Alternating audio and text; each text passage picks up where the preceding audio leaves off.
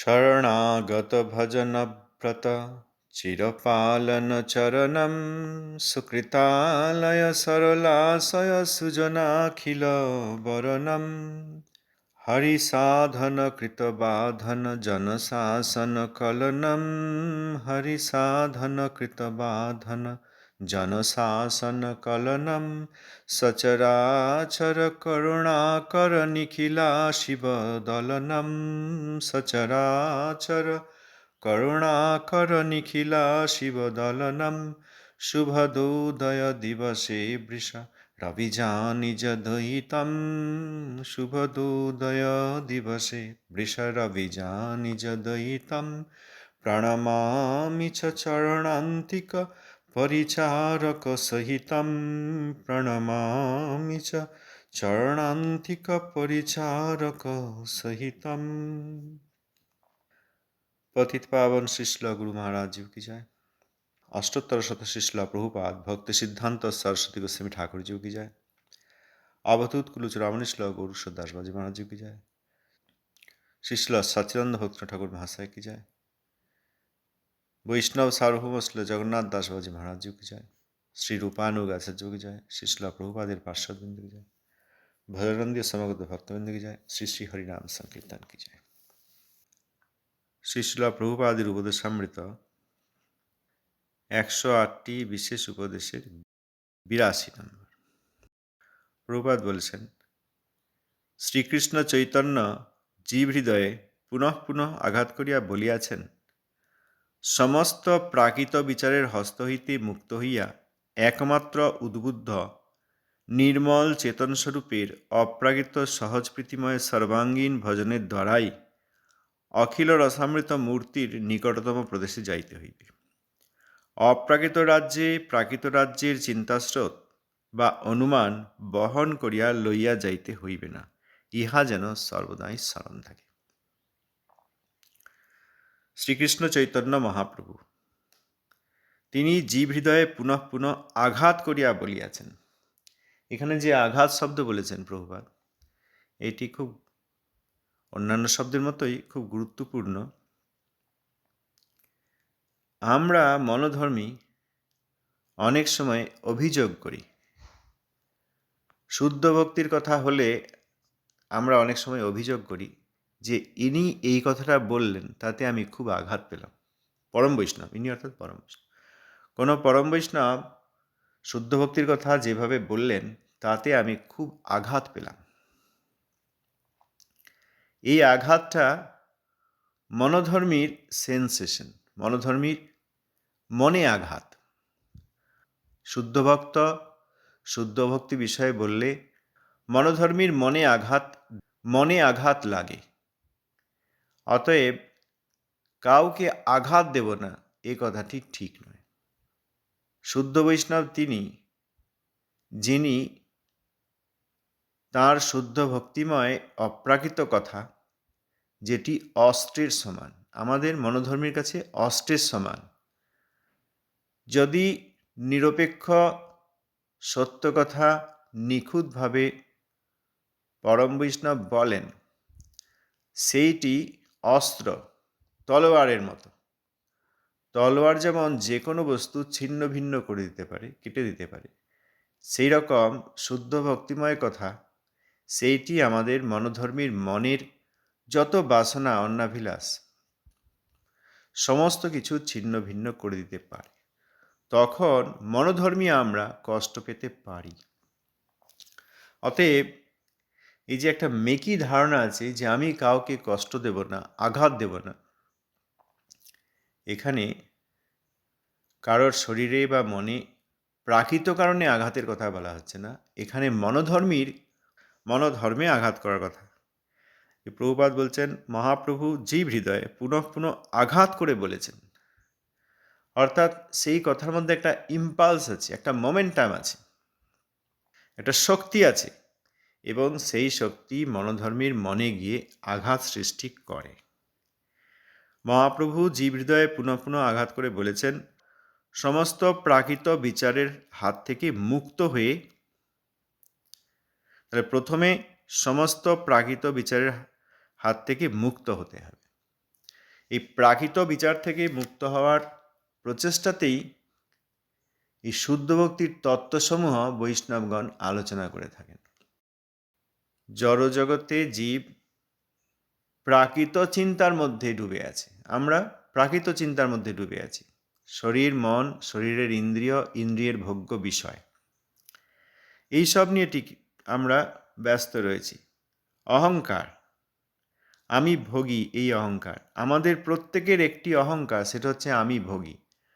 প্রত্যেক মুহূর্তে আমরা ভোগ্য বিষয়ে সংগ্রহ করছি, আর যেসব বিষয়ে সংগৃহীত হয়েছে সেইগুলি ভোগ করছি। বাজারে যাচ্ছি, আলু পটল সব কিনে আনছি, তারপর রান্না করছি, ভোগের উপাচার তৈরি হচ্ছে, তারপর রান্না হয়ে গেলে খাওয়া দাওয়া করছি, খাওয়া দাওয়া হয়ে গেলে একটু বিশ্রাম নিচ্ছি, তারপরে আবার কি করব তাই ভাবছি। সব সময়ই এটা শর্ট টার্ম, যে এখনই বাজার যাব, ঘন্টাখানেকের মধ্যে রান্না হবে, তারপর ঘন্টা দুয়েকের মধ্যে খিদে পাবে, তখন খাওয়া দাওয়া করবো। এটা শর্ট টার্ম ভোগ, এখনই হবে, কয়েক ঘন্টার মধ্যে, দিনে 2-3 বার হবে। আবার মিড টার্ম ভোগ আছে, যে আগামী 6 মাসে আমি এই জিনিস সংগ্রহ করব। আবার লং টার্ম ভোগ আছে, আগামী 5 বছর 10 বছর আমি এইসব করতে থাকব। এই যে আমাদের সব সময় ভোগ্য বস্তু সংগ্রহ আর সংগৃহীত বস্তুর ভোগ, এছাড়া আমাদের কারোর কোনো চিন্তা নেই।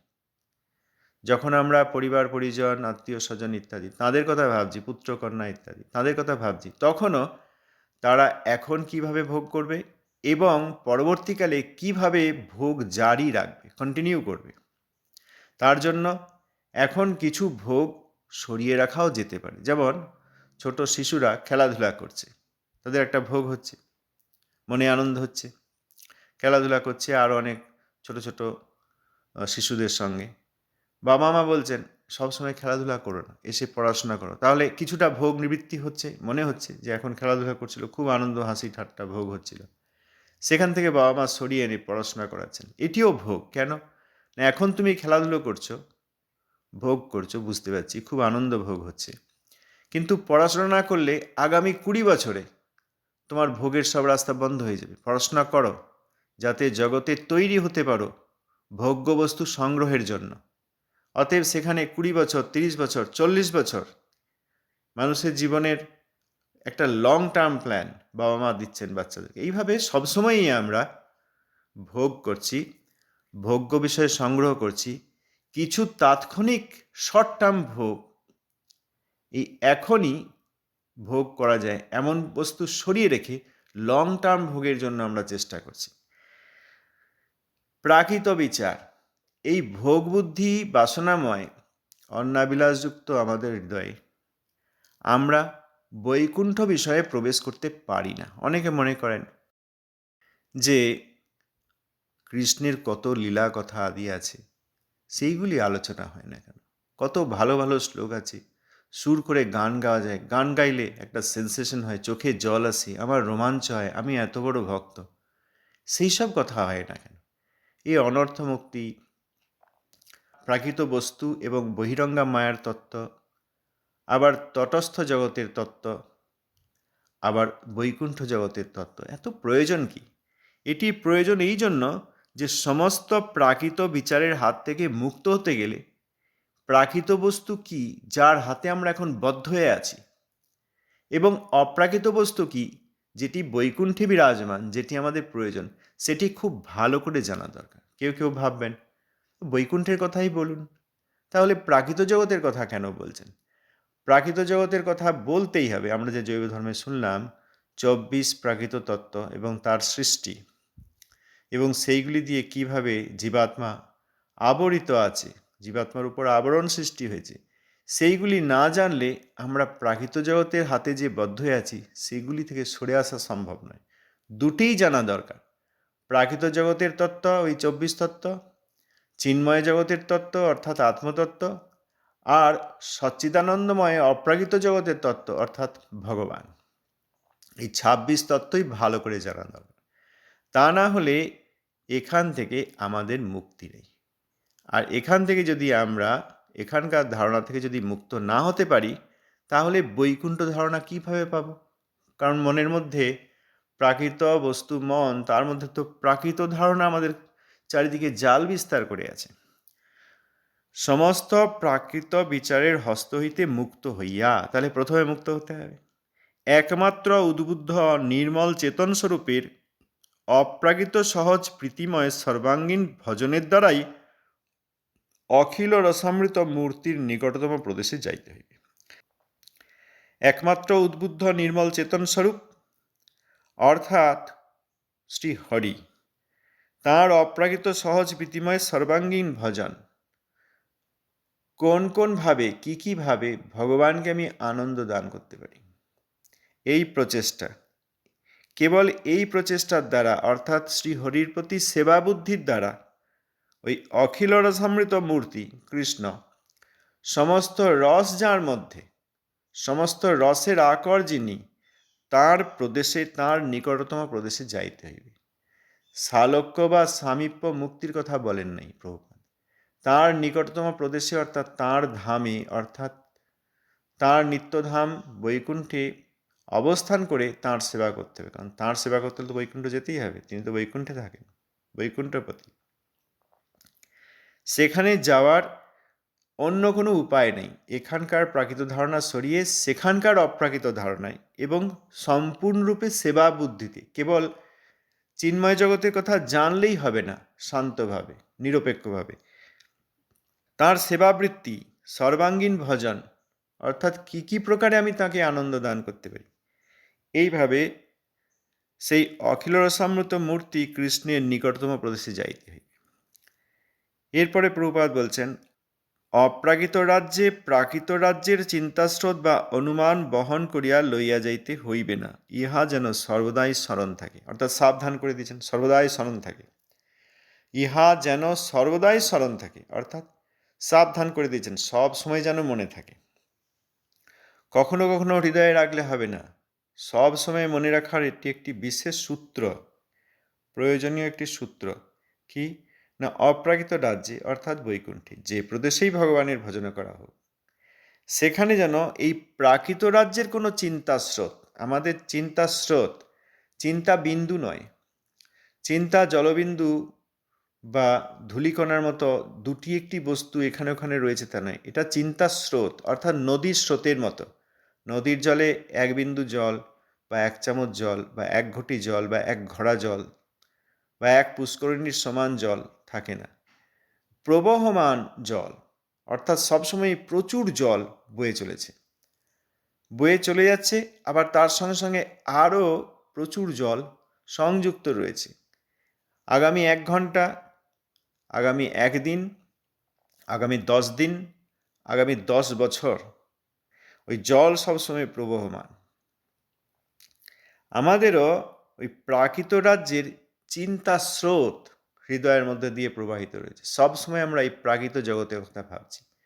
প্রাকৃত জগতের কথা প্রথমেই শরীর আর মন, স্থূল শরীর আর সূক্ষ্ম শরীর, আর এই সব শরীর এবং মনের সঙ্গে সম্বন্ধিত সব ব্যক্তি, শরীরের সঙ্গে সম্বন্ধিত ব্যক্তি বাবা মা ছেলে মেয়ে সব কিছু, ভাই বোন, সব শরীর সম্বন্ধিত, শরীর থেকে এসেছে।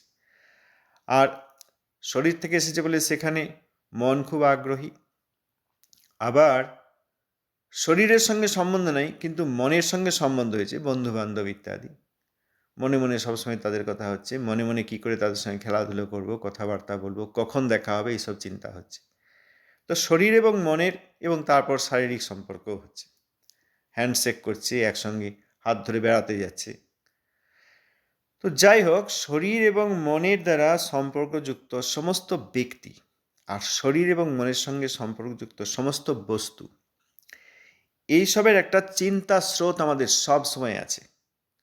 যারা শিশু তাদের আছে, যারা পৌগণ্ডে তাদের রয়েছে, যারা কিশোর তাদের রয়েছে, যারা তরুণ তাদের রয়েছে, যারা বৃদ্ধ হয়েছেন তাদের রয়েছে, যারা মৃত্যুমুখে ঢলে পড়েছেন তাদেরও রয়েছে। চিন্তা স্রোত আমাদের রয়েছে। চিন্তা স্রোত আবার অনুমান, আমরা সামনে অনেক কিছু দেখি, আর যা কিছু দেখতে বা ইন্দ্রিয় দিয়ে সাক্ষাৎ অনুভব করতে পারি না, সেইগুলি মনের দ্বারা আমরা অনুভব করি, অর্থাৎ অনুমান। এখানকার চিন্তাস্রোত বা অনুমান, অর্থাৎ এই জগতের সৌন্দর্য কেমন, এই জগতের পাহাড় পর্বত কেমন, নদী কেমন, এই জগতের লোকেরা কেমন, এই সব বস্তু বা এই জগতে ক্ষণভঙ্গুরতা রয়েছে, জন্ম রয়েছে, মৃত্যু রয়েছে ইত্যাদি, এখানকার চিন্তাস্রোত, ভোগবাদী চিন্তাস্রোত বা অনুমান, এইগুলিকে বহন করে নিয়ে যেতে হবে না। অর্থাৎ এই জগতের কোনো ধারণা যতক্ষণ পর্যন্ত আমাদের মধ্যে অবশিষ্ট রয়েছে, এই জগতের কোনো ধারণা ওই বৈকুণ্ঠে অ্যাপ্লাই করা যাবে না। We can not take the standards from here and apply into Vaikuntha. সেই জন্য ভগবানের পার্ষদ, ভগবানের ধাম, এই সব বিষয়ে আমরা আলোচনা করতে গেলে, ভাবতে গেলে, পড়াশোনা করতে গেলে এখানকার ধারণা দিয়ে সেখানটা আমরা বোঝার চেষ্টা করি। রাধাকৃষ্ণ, সপার্ষদ রাধাকৃষ্ণ ইত্যাদি বললেই আমরা এই প্রাকৃত নরনারীর প্রেম এইসবের মধ্যে ডুবে যাই। আমরা ভাবি যে ওখানেও এই রকমই প্রাকৃত রূপ, প্রাকৃত শরীর, প্রাকৃত মন, প্রাকৃত ভালোবাসা। কিন্তু কৃষ্ণচন্দ্র এবং তাঁর পার্ষদগণ যে অপ্রাকৃত, সচ্চিদানন্দময়, তাঁদের আলাদা করে একটা সূক্ষ্ম শরীর নেই, তাঁদের আলাদা করে একটা স্থূল শরীর নেই, তাঁদের অস্তিত্ব, অপ্রাকৃত অস্তিত্বই তাঁদের অপ্রাকৃত শরীর, এ আমরা বুঝতে পারি না। এই জন্য আমরা সেখানকার কথা বলতে শুনতে গেলেই এখানকার ধারণায় ডুবে যাই, এখানকার ধারণা নিয়ে সেখানকার কথা বুঝতে চাই, প্রাকৃত ধারণা নিয়ে অপ্রাকৃত বস্তু বুঝতে চাই। এই করে আমাদের অপ্রাকৃত রাজ্যে প্রবেশ হয় না। যতক্ষণ পর্যন্ত আমাদের এই জগতের ধারণা সেখানে বহন করে নিয়ে যাওয়ার ইচ্ছা বা চেষ্টা থাকবে, টেন্ডেন্সি থাকবে, ততক্ষণ আমাদের বৈকুণ্ঠে প্রবেশ নেই। ধারণার দ্বারাও অর্থাৎ এই যে স্বরূপ সিদ্ধি ইত্যাদি এসব সম্ভব নয় যতক্ষণ প্রাকৃত ধারণার দ্বারা আমরা অপ্রাকৃত ধারণাকে বোঝার চেষ্টা করছি, প্রাকৃত ধারণার দ্বারা অপ্রাকৃত জগতের ধারণা পাওয়ার চেষ্টা করছি, ততক্ষণ পর্যন্ত বৈকুণ্ঠে প্রবেশ নেই। ততক্ষণ পর্যন্ত এই রুচি, আসক্তি এই সব পর্যায়ে যাওয়া সম্ভব নয়। ভাবের তো কথাই নেই। প্রভুপাদ বলছেন ইহা যেন সর্বদাই স্মরণ থাকে। অর্থাৎ কখনো যেন আমরা এই জগতের চিন্তাবশে ভুল করেও এখানকার চিন্তাস্রোত বা অনুমান, এখান থেকে আমরা যে অভিজ্ঞতা লাভ করেছি সেইগুলি সেখানে নিয়ে না যাই। এই জিনিসটি বুঝতে না পেরেই আমাদের এখানে ভজনের নামে প্রাকৃত ধারণার ভজন হচ্ছে, প্রাকৃত ধারণার ভজন হচ্ছে। এইটা বুঝতে না পেরেই আমরা চিৎ জড় সমন্বয়বাদী হয়ে পাচ্ছি। কেন? আমাদের জড় ধারণা আছে, চিৎ ধারণা নেই। চিৎ কিছু কথাবার্তা আমরা শুনেছি, বৃন্দাবন, সেখানকার অপ্রাকৃত বৃক্ষ ইত্যাদি, বৃক্ষলতা ইত্যাদি, সেখানকার অপ্রাকৃত যে অধিবাসী, নিত্য জগতের বৃন্দাবনের অধিবাসী, কৃষ্ণের পার্ষদ, তাঁদের সঙ্গে কৃষ্ণের বিভিন্ন অপ্রাকৃত লীলা আদি আমরা কিছু কিছু শুনেছি। সেইগুলি আমরা এই জগতের, জড়জগতের ধারণা দিয়ে বোঝার চেষ্টা করার ফলে আমরা সবসময়ই এই প্রাকৃত রসের ভজনা করছি। এই চিৎ জড় সমন্বয়বাদী অর্থাৎ এই জড় ধারণা চিৎ বস্তুতে, চিৎ জগতে নিয়ে যাওয়ার চেষ্টা করে আমরা চিৎ জড় সমন্বয় করছি। এটা একটা বাদ, সমন্বয় বাদ। এই জড়জগৎটা যেমন, তাহলে সেখানেও নিশ্চয়ই এইরকমই রয়েছে, এইরকমই প্রাকৃত রস, প্রাকৃত ব্যক্তি, প্রাকৃত ধারণা, প্রাকৃত সম্পর্ক, প্রাকৃত ক্রিয়াকলাপ ইত্যাদি। অপ্রাকৃত ধাম বুঝতে পারছি না, অপ্রাকৃত বিগ্রহ, প্রত্যেকেই অপ্রাকৃত বিগ্রহ বুঝতে পারছি না। প্রত্যেক অপ্রাকৃত বিগ্রহ কৃষ্ণের পার্ষদ, কৃষ্ণের সঙ্গে বিভিন্নভাবে বিভিন্ন লীলাদি করছেন, সখাগণ গোচারণে যাচ্ছেন, কন্দুক ক্রীড়া করছেন, কৃষ্ণ গোবর্ধন ধারণ করছেন। আমরা কিছুতেই এসব মানতে পারছি না। মুখে বলছি, গায়ে শিহরণ দিচ্ছে, চোখে জল আসছে, কিন্তু এই প্রাকৃত ধারণা মিশিয়ে ওই অপ্রাকৃত জগতের সমস্ত বিষয় বোঝার চেষ্টা করছি। এর ফলে আমরা চিৎজড় সমন্বয়বাদী হয়ে যাচ্ছি। চিৎজড় সমন্বয়বাদী আবার অন্যদিকে সহজিয়া কেন? তাঁরা প্রাকৃত বিদ্যা পরিত্যাগ না করে, প্রাকৃত চিন্তাস্রোত অনুমান পরিত্যাগ না করে অপ্রাকৃতের ধারণা পাওয়ার চেষ্টা করছেন। অপ্রাকৃতে আমি প্রবেশ করে গেছি এরকম বলছেন। এই জন্য তাঁরা সহজিয়া। তাঁরা প্রথমে অনর্থ নিবৃত্তির মতো যে একটা কঠিন কাজ আছে সেইটি করেননি, অপ্রাকৃত বস্তুকে বোঝার জন্য কোনো অনর্থ নিবৃত্তির প্রচেষ্টা না করে অপ্রাকৃতকে প্রাকৃতবৎ ভেবে নিয়েছেন, এই জন্য তাদেরকে সহজিয়া বলা হয়। অর্থাৎ যেখানে উপাসনা করার দরকার, সাধনা করার দরকার, অনর্থ নিবৃত্তি হওয়া দরকার, সেইখানে তারা পরিশ্রম করছেন না। পরিশ্রম না করেই যখন আমরা ফল আশা করি, তখন সেইটা আমরা সহজ করে নিই। সেই সব ধারণা, সেই সব ব্যক্তিকেই সহজিয়ার ধারণা বা সহজিয়া বলা হয়। আমরা কোনো না কোনোভাবে প্রত্যেকেই সহজিয়া হয়ে যাচ্ছি, কারণ প্রাকৃত ধারণা কিছুতেই ছাড়তে চাইছে না। সব জায়গায় তাই, প্রত্যেক ক্ষেত্রে তাই। আদৌ গুরুপদাশ্রয়, যেটি শুদ্ধ ভক্তির প্রথম পথ, অর্থাৎ এই ভজনাঙ্গ বা প্রকৃত প্রস্তাবে ভজনঙ্গী, সেইখান থেকেই আমাদের সমস্যা। গুরুপদাশ্রয়, গুরু নির্ণয়, কে প্রকৃত গুরু, কে শুদ্ধ বৈষ্ণব, এই নির্ণয় আমরা করিনি। আমরা কোনো উপাসনার মধ্যে যাইনি। গুরু নির্ণয়, প্রকৃত বৈষ্ণব নির্ণয় করতে গেলে তত্ত্ব আদি জানতে হয়। বৈষ্ণব তত্ত্ব, বৈষ্ণবদের শিরোমণি গুরুদেব অর্থাৎ গুরুতত্ত্ব, আত্মতত্ত্ব সব জানতে হয়। আমরা সেসব চেষ্টা করিনি বেশিরভাগ। এবং প্রাকৃত জগতের ধারণা এবং অনুমান দ্বারা বৈষ্ণব উপলব্ধি হয়ে গেছে যে ইনি বৈষ্ণব বা ইনি গুরু, ইনি আচার্য। এই ধারণা করে আমরা ভজন শুরু করার অভিনয় করেছি। এই জন্য কিছুতেই এই আদৌ গুরুপদাশ্রয়, যেটি বৈকুণ্ঠে যাওয়ার, বৈকুণ্ঠের পথে চলার, পথ শুরু করার যে প্রথম ভক্তিরঙ্গ যাজন, সেইখানেই অনেকের সমস্যা হয়ে গেছে। এইখান থেকে সব সহজিয়া, তারপর সখী ভেকি, তারপর বিশেষ করে সব কলিরি এনারা কুশীলভ, এই সব জায়গায় আত্মসমর্পণ করে আমরা আমাদের পথ চলাটা শুরু করতে গিয়ে সর্বনাশ করে ফেলেছি। সঠিক পথে যেতে গেলে যেখানে সমস্যা বুঝতে পারছি, সেখান থেকে সরে আসতে হয়, পিছিয়ে আসতে হয়। যদি কলকাতা থেকে কেউ দিল্লি যেতে চান, তাহলে পশ্চিম দিকে যেতে হবে। যদি ভুল করে দক্ষিণ দিকে যাওয়া হয়, তাহলে সমুদ্রে গিয়ে পড়ে যাব, দিল্লি যাওয়া হবে না। আর বুঝতে পারার সঙ্গে সঙ্গে সেই পথ থেকে সরে আসতে হয়। তারপর আবার নতুন করে পথ চলা শুরু করতে হয়। কোনো না কোনোভাবে আমরা সহজিয়া, সখী পিকি, জাত গোসাই, তারপর অতিবাড়ি, গুরুত্যাগী, এইসব ব্যক্তির অনুসরণ করে চলেছি অনেকে। সেই জন্য আমাদের কোনো মঙ্গল হচ্ছে না। এখানে প্রভুপাদের এই উপদেশে শ্রীল প্রভুপাদ বলছেন, মহাপ্রভু জীব হৃদয়ে পুনঃ পুনঃ আঘাত করিয়া বলিয়াছেন।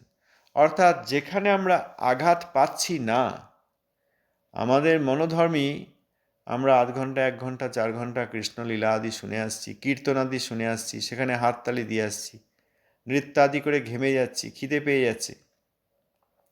কিন্তু যেখানে আমরা যাচ্ছি এবং খুব আনন্দ হচ্ছে, কিন্তু অনর্থময় হৃদয়ে কোনো কষ্ট হচ্ছে না, কেউ আঘাত দিচ্ছেন না, সেইটি হবে প্রথম ওই লক্ষণ যে নিশ্চয়ই শুদ্ধ ভক্তের কাছে আসেনি। শুদ্ধ ভক্তের কাছে এলে তিনি তো আঘাত করবেন। আমার তো কোনো আঘাত লাগছে না, বাড়িতে যেমন ভোগ বুদ্ধির সঙ্গে সবসময় ভোগাদি করছি, সেখানে গিয়েও কৃষ্ণনাম কৃষ্ণলীলা ভোগ করতে পারছি, এই তাদের ধারণা। যদিও কৃষ্ণনাম কৃষ্ণলীলা এই জগতের বস্তু নন, উপলব্ধই নন, ভোগ করবেন কি করে, নাচ গান করবেন কি করে, কীর্তন করবেন কি করে, এই জগতের বস্তুই নয়।